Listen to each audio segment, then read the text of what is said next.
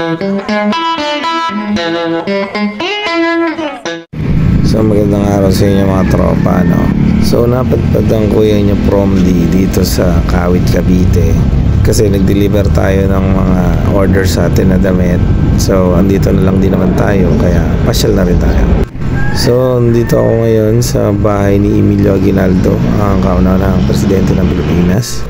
Pumasok tayo sa lumang bahay niya. Kaya makikita niyo yung mga picture, madami.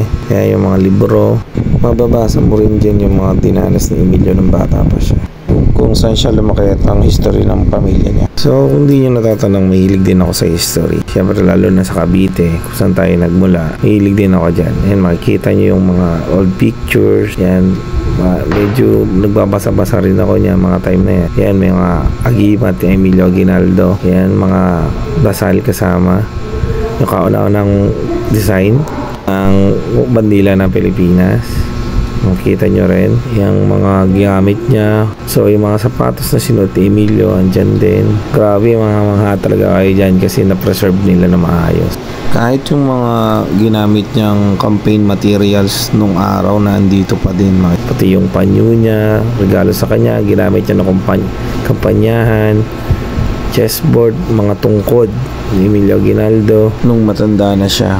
Yan, dito naman sa bandang side na to, makikita niyo yung buong miniature na model ng bahay niya. By the way, 7 palapag pala to, itong bahay ni Emilio. Pero hanggang second floor lang yung open sa public kasi may nakatira pa dito sa ibang floor. Yung mga kaapu-apuhan niya na lang. Yan, makikita nyo sa paligid. Yan yung mga armas na nung unang panahon na di umano ginamit daw ni Emilio. Yan, may mga description sa gilid. Yan, pati yung mga sibat, mga itak, bolo. Tapos dito sa side na to, andyan yung mga picture ng nung nanay niya, pamilya niya. Yung kisame nila sa second floor, mamamangha ka kasi sobrang ganda. Ito yung mga gamit nila, upuan, lamesa, grabe. Lahat yan puro pasadya para kay Emilio Aguinaldo.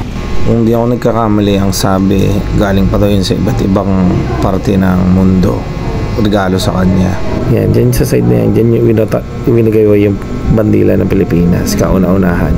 So habang nag-iikot-ikot ka talaga dito, parang alam mo yung nakaraan.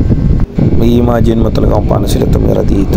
Mamamanga kasi sobrang detalyado lahat. So kung gusto nyong maiba naman yung trip nyo, pasyal kayo dito, maganda rin dito. Andyan sa point na yan, andyan na yung tour guide. Kaya medyo nagtatanong-tanong na ako niyan. Kita nyo sila, yan, may kasabay nga pala ako. Yan, nag-ano siya. Yan, yun yung mismong pinaglibingan kay Emilio. At ito yung view sa labas ng bahay niya. So guys, pasyal kayo dito kasi libre naman. Yun lang, yan. Salamat sa panonood.